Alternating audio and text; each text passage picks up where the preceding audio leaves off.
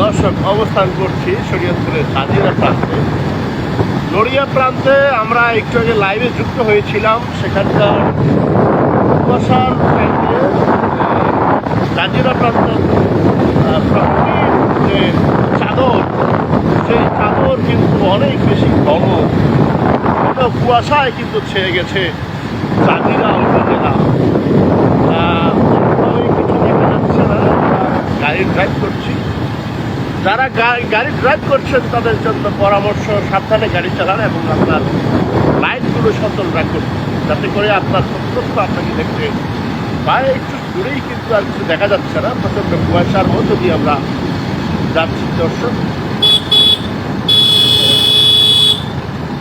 কিছুই দেখা যাচ্ছে না, একটু দূরেই কিন্তু দেখা যাচ্ছে না, প্রচণ্ড কুয়াশা। বুঝতেই পারছেন অবস্থা কি।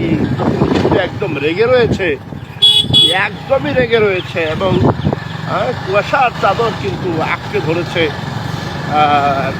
জাজিরা উপজেলাকে। সেটাই আমি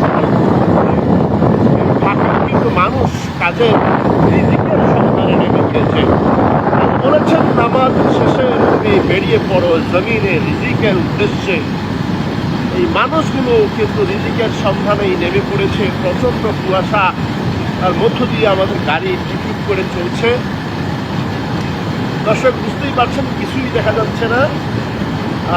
যদিও সকাল হয়েছে অনেক আগেই, তারপরেও এই কুয়াশা অতিক্রম করেই কিন্তু মানুষ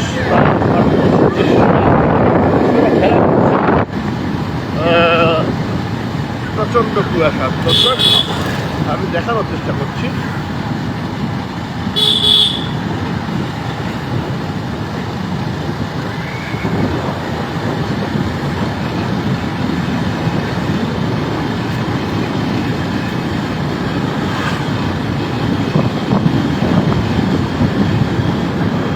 প্রচণ্ড কুয়াশা, প্রচণ্ড। দর্শক, প্রচুর কুয়াশা।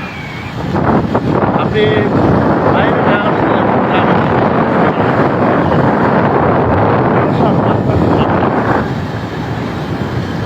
রাস্তা দেখাই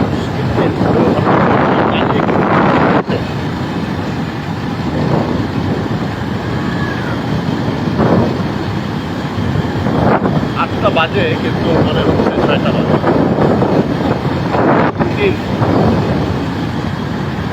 প্রকৃতির কারণে মনে হচ্ছে যে কেবল 6টা হবে। প্রচণ্ড কুয়াশার মধ্য দিয়ে আমরা গাড়ি চালাচ্ছি।